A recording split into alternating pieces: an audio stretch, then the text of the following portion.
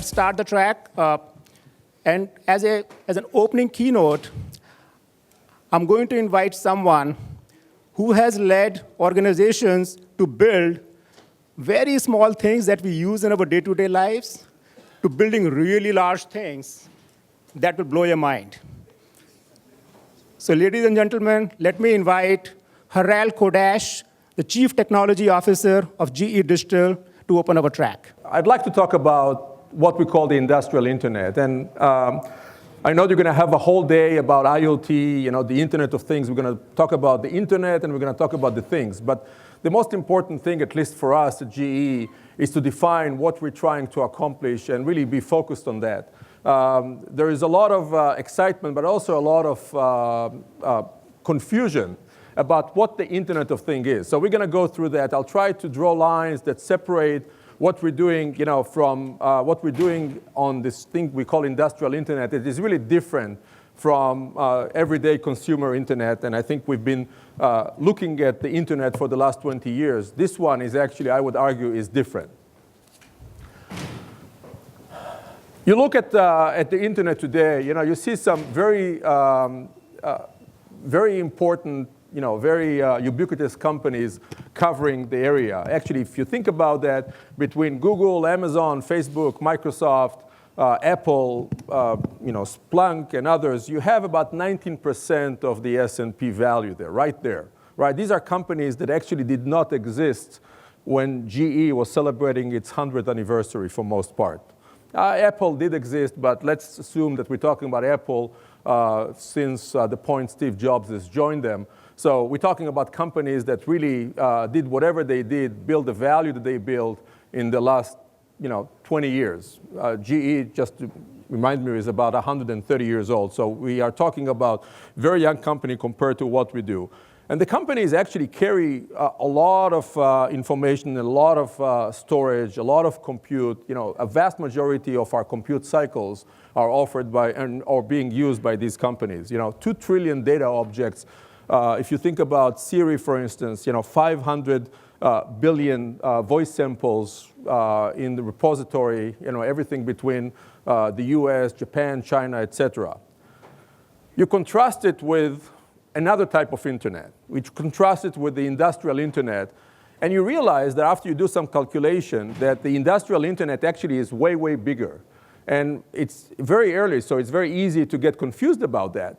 But if you think about a jet engine, for instance, so a normal flight generates about 300 gigabytes of information. It's not just the engine, it's everything. It's cabin temperature, it's the voice recording, what we call the black boxes, voice recording of ATC communication. It's the pressure, the amount of humidity inside the cabin, and so on and so forth. 100,000 flights a day, day in, day out, 365 days a year. You do the math, you realize that just in aviation itself, we're talking about an order of magnitude more than what Facebook creates. So if you think about Facebook, it's a picture every once in a while, on the average, once every 3 days on a per user basis, maybe once every day. But at the end of the day, we're talking about petabytes. Here we're talking about hundreds of petabytes, sometimes exabytes that generate. Do we need all of that? No. But just to give you the idea of the amount of information that those devices generate, it's actually, when you think about it, it's mind-boggling. Those devices work 24 hours a day, right? My kid is using Facebook, and it's close to 24 hours a day, but she takes 8 hours of sleep every once in a while. And at the same time, and when she's doing it, she's not generating any data. Turbines, jet engines, MRI machines, they work around the clock. And the reason is that those assets, those devices are devices that people are using to generate revenue. So it stands to reason that they will use them all the time. They use them all the time, 24 hours a day, and they use them about 35, 40 years. So when you think about that, this is a lot of data that get generated. The other thing is that that data allow the operator, if they process it correctly, to get to the point where they can maximize the efficiency of those assets. So they have every interest in doing that.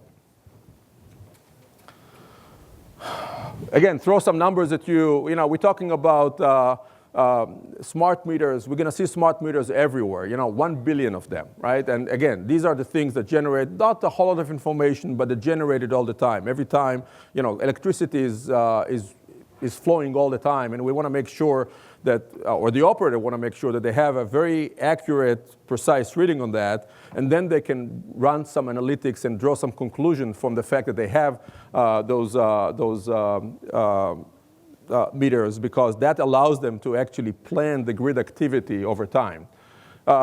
If you think about our Current, we launched Current, which is a company that allows us to approach commercial and industrial installations, put solar panels on the roof, equip them with smart fixtures, and allow them to optimize their power consumption, generate their own power in order to reduce the price. And then if they have excess capacity, contribute to the grid.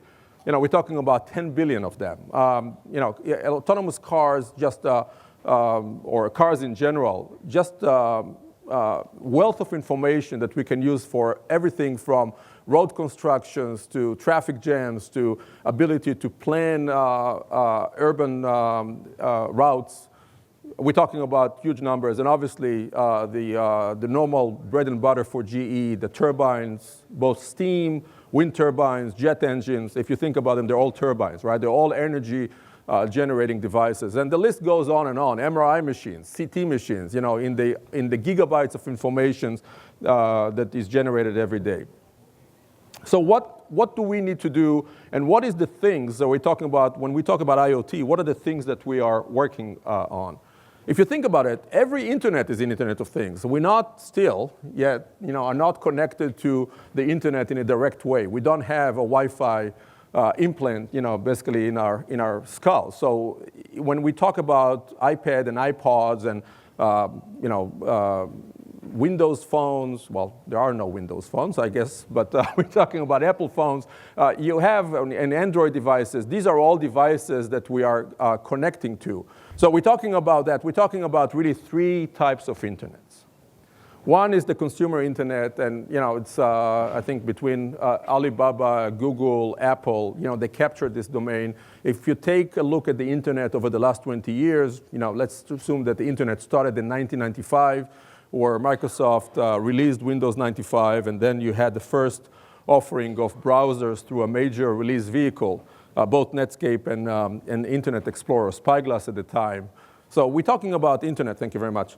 We're talking about internet that is 20 years old. And we know that it's working. We know that there are people or kids today that have never lived, or young adults that never lived the world without the internet. So that is going super well. It's about a $170 billion business.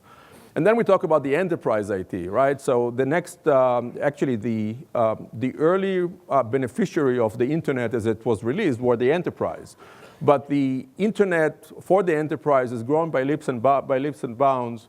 And today you have a plethora of commercial application and the operating system. Something along the lines of AWS. IBM has Bluemix. You have Windows Azure. You have a bunch of both cloud operating systems and cloud applications that everybody's using. Everything from expense reports to tracking HR, so on and so forth. And then you have the industrial internet. And the industrial internet is what we would like to focus on. At least in GE, we see our job as actually twofold. We're going to build a platform. We would like to work with Silicon Valley, working on industrial internet applications. And there's a bunch of barriers today that we intend to remove, and I'll talk about it later. Our approach to the industrial internet is called Predix. I'll talk about Predix in a second, but think about Predix as a cloud-based operating system for the industrial internet. There are three areas that we would like to, or we are focusing on.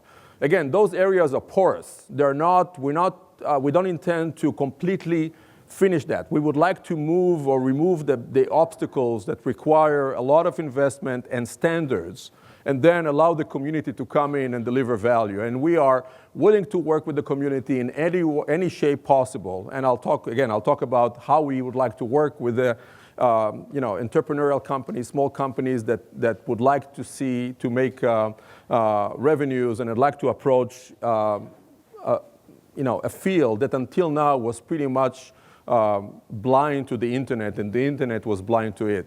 If you think about, and again, no offense to what GE is doing today, but if you think about the way that internet is being used by the industrial ecosystems, it's almost like looking back at, say, 2002, 2003 for the consumer and the enterprise internet. So there are three areas that we are focusing on, and we believe that those are the areas that, again, require our focus. Everything else is open-ended. Developers ecosystem. The idea is to make sure that both GE, other companies that we're working with, we announced relationship with Pitney Bowes that does a lot of mail sorting machine. We have relationship with Lixil, which is a company that builds sanitary fixtures in China. We're working with SoftBank. We're working with a bunch of companies to build the system. But the question is, when a developer comes in, they grab part of the Predix ecosystem or part of the Predix abstractions, and they would like to build a full-blown application on top of that. The question, how can we make it easier? How can we make sure that it is as easy as the other operating systems that come, that come for the cloud, AWS, Azure, and so on. So how do you go in, grab a bunch of services, build your own code, connect it together, and then push it to the cloud and start generating revenues? This is what we would like to do. So we would like to remove or invest in removing every obstacle that actually stand in the way of that vision. So we need the communication between us and yourself and people outside this room to make sure that we understand what we're not doing enough. Let me, for a second, talk about the architecture, and then we can go back to the other two things that we're working on. So if you think about the super high level, the architecture of Predix is the following. You have a device, right? You have a wind turbine, a jet engine, MRI machine. These are the edge devices that we're looking at. We're not looking at iPods and Android systems. So iPads and Android system. We're looking at devices that do not look like devices that can connect to the internet. Those devices talk to a controller. Traditionally, controllers were used to control the turbines, to make sure that the blades on the wind turbines do not start flying off the axis or the shaft. Now we're looking at them as really as a part of a distributed system that has most of its brain in the cloud. So this brings us to Predix, which is really, as I said, cloud-based operating system for the industrial internet. We chose to base ourselves on the work that Pivotal is doing with Cloud Foundry. So we're Cloud Foundry-based ecosystem. But we build on top of that a bunch of services, microservices, REST interfaces that allow you to grab a lot of the things about assets without thinking too much about what it means. So when we look at those devices, and again, we call them assets, those devices actually have multiple control loops. At one level, you want to make sure that the turbine is working super, super efficiently. So think about the wind turbine. The wind turbine is actually rotating its blades in such a way that the angle of attack, which actually stands in the wind, is up to a certain max optimum, right? So you want to optimize the operation of the turbine. The controller can do some of that, but a lot of that is based on analytics. In order to make sure that the blades move fast enough, you may want to recognize a certain wind pattern. And this is what you're going to pre-program the controller to do. But if you're operating a wind farm, which is most of the cases, you drive along the hills in California, you see, not a single wind turbine, but multiple wind turbines. You want to make sure that the full farm, a full wind turbine farm, is actually optimized. So when one turbine is optimized, it generates work turbulences that actually de-optimize the turbine behind it. So what you want to do is you want to make sure you optimize the operation of the whole fleet. Now, this is not something that a controller can do. So you have to have a higher level of intelligence. And the higher level of intelligence can either sit as a gateway in the wind farm, or can, if you need to have more computation, you have to take it back all the way to the cloud. And then at the other side, so we're talking about devices, we're talking about processes, and the last one is actually the service force. There are applications from Salesforce, from a bunch of other people that deal with service force automation, but none of those applications is based on the data that is coming from those devices. This is going to be the first time that we can connect the data to the people so we can tell the technician exactly what's wrong with the turbine. It used to be that the maintenance of all those things, and it's in the hundreds of billions of dollars, was all based on a schedule. I'm going to maintain this turbine today. I'm going to go back and maintain it 3 months from now. Now we're talking about task-based maintenance. In other words, I'm going to maintain the turbine. I'm going to service the turbine whenever the turbine is telling me that it needs service, or whenever my processing or my computation will tell me that there is a good likelihood that the turbine will need service. Because by the time it needs service, it's a little bit too late. Let's go back to our key charters. We'll talk about the 3 things that we had there. So one is the edge architecture. The edge architecture is actually going back to what I said about the controller. It used to be the controller was a device that was only controlling the turbine. Actually, in fact, we call it control. Now we're talking about those controllers as being part of the overall distributed system. No, it's fine. It was on the right slide. So now we're talking about the controller as part of a distributed system that starts as a controller through the gateway into the cloud. Because the idea is that you have so much data moving, you want to make sure that you can deal with the data wherever it makes sense, right? So a pre-processing is going to be done in the field very close to the edge. If you clean the data, you normalize the data, you find out exactly what is that you want to do, you can actually do processing at a gateway level, right? So it's one level removed from the edge.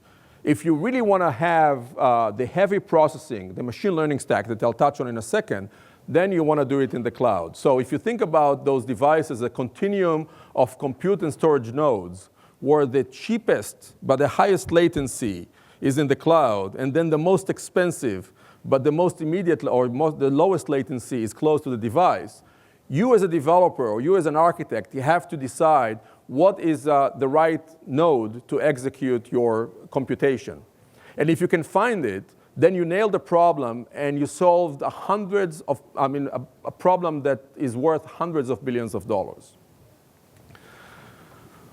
Digital twin is the other the other leg of the stool here. So let's talk about a digital twin. The idea is that for every turbine that we're selling, for every jet engine that we're selling, for every actually asset that anybody is using in an industrial sense, we are building an equivalent of that in cyberspace. So think about a jet engine. We don't want to just abstract what a jet engine is. We want to take jet engine number 125 that is on the left wing of a certain airplane or certain jet that is going, that is making a route from, let's say, from Seattle to Delhi, right? So you get that route. That route is flying over the Middle East, is it's flying over China. It has a bunch of pollutants in the air. China is mostly based on, mostly sulfur, right? You have another flight, Etihad from Seattle to Dubai, that go through the Middle East. And that pollutant in the air, it actually at 30,000 feet level, you have a lot of calcium, right, as a result of sand and so on and so forth. Over time, the impact on the different planes and a different engine is going to change the characteristics of those devices. So we want to make sure that we know what engine 125 is doing, because that engine is going to have, maybe it was created as a twin or as an equal device to the device that is flying to the Middle East. But over time, you're going to start diverging. And actually, even in engineering, it's not the same thing, because there are slight and minute differences in the manufacturing of a jet engine that forces these or that makes those devices slightly different when it comes down to looking at them, even from engineering moment on, from design moment on. So we want to make sure that over time we can capture the intricacies and the difference between those devices, so we can manage those devices on a P&L basis of one. Jet engine is not a refrigerator. We're not talking about, in our industrial internet, we're not talking about just things. We're talking about the really big things. So jet engines are very expensive devices. Turbines are very expensive devices. $20 million. They're supposed to operate for 40 years.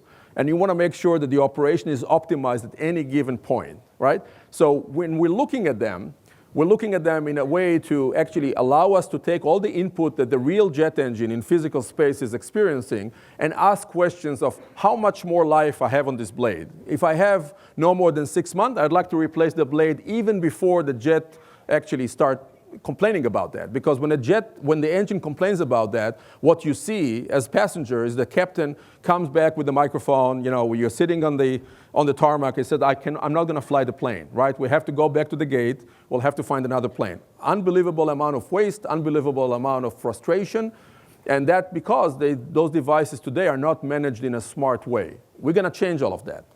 The other part is our machine learning stack, and this is where I'll try to show you why the industrial internet is different than the consumer internet.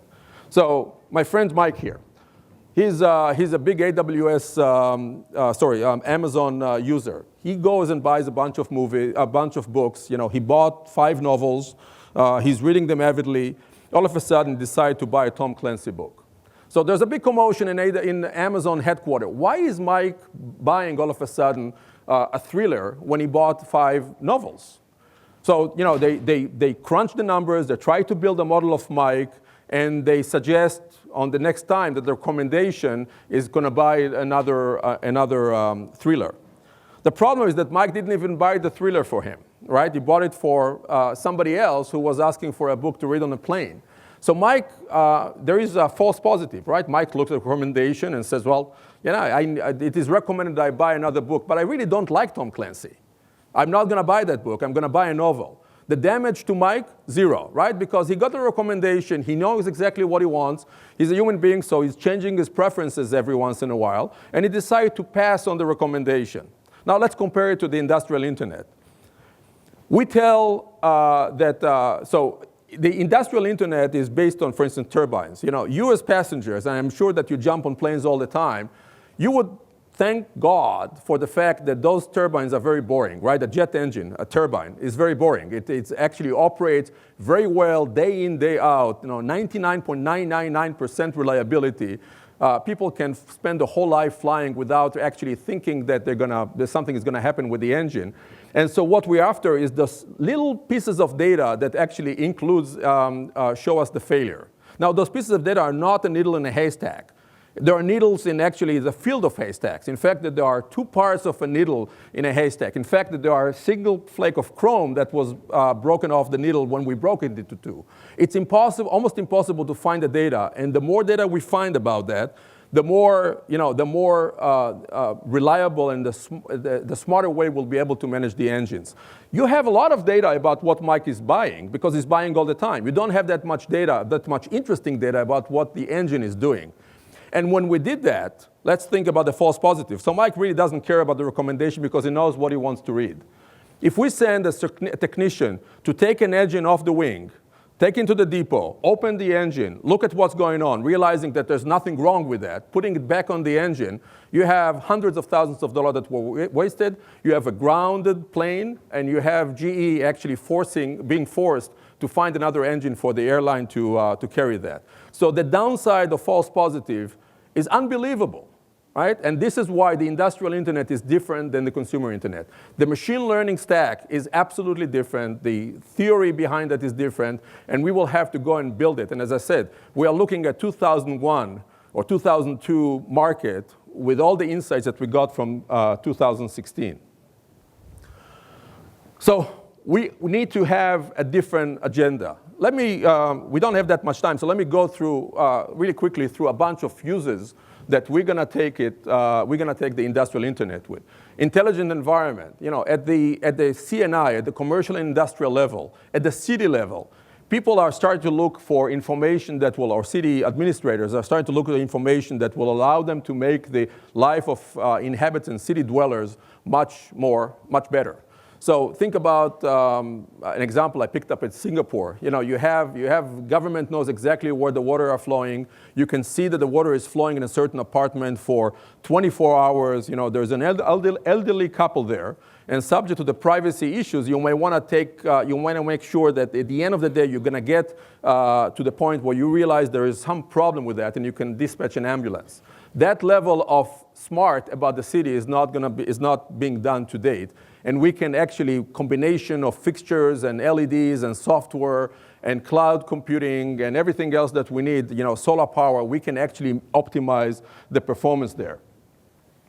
We talk about brilliant factories. We can actually close the loop on factories to make sure that the execution of factories is brilliant. We talk about autonomous vehicles. I think there's nobody that doesn't believe that in 10 years, maybe 15 years, they're going to be autonomous vehicles. There's no reason to assume that they're not going to be autonomous factories.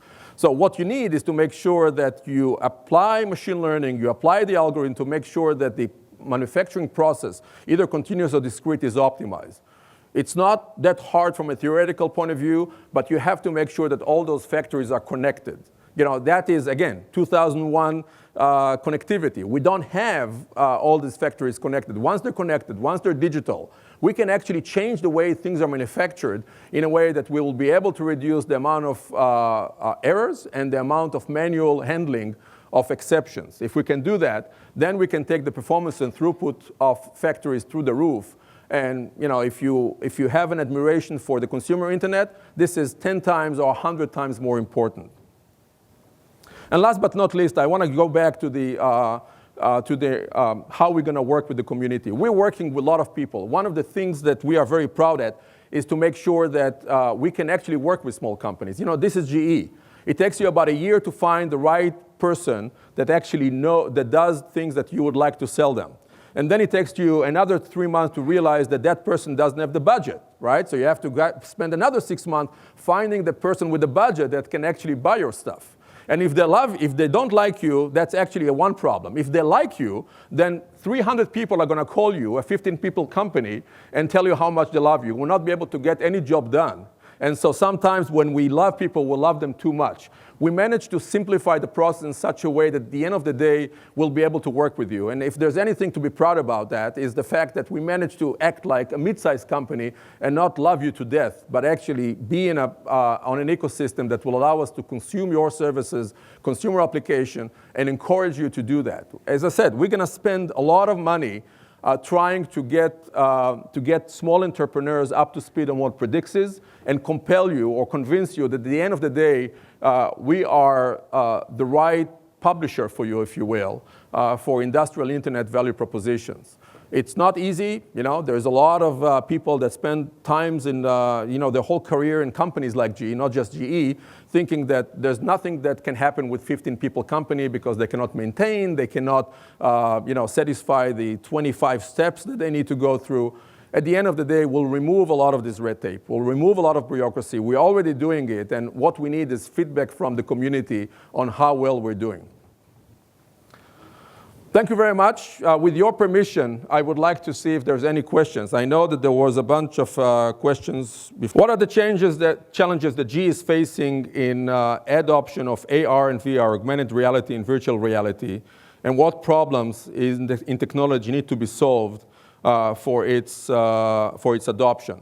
So, VR and AR are super important for us. When you think about it, we would like to make sure that a doctor can do an open heart operation without actually working on the patient himself. And the reason is that when you think about open heart operation, open heart surgery, the heart is actually pumping. So it's moving all the time. And when you go with a scalpel, it's a little bit touchy, right? And so ideally, a doctor will be able to work on augmented reality and work effectively on a flat surface that doesn't move and let robots and everything else do that. So there's a bunch of issues that we have to deal with that. One is that the regulation in a specific area that are actually more regulated than others. Healthcare is one of them. The second thing is to make sure that we build software in such a way that will allow us to get the interfaces, moved from a PC to an augmented reality or virtual reality device. So that is going to be something that we are already working on.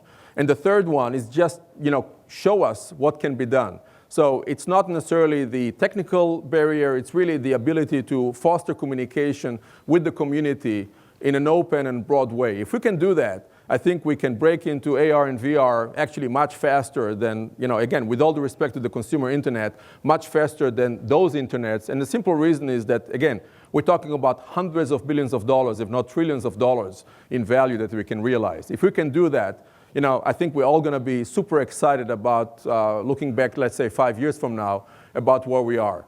So with that in mind, I'd like to thank you for the time, and I wish you all a great day and a great session. Thank you very much.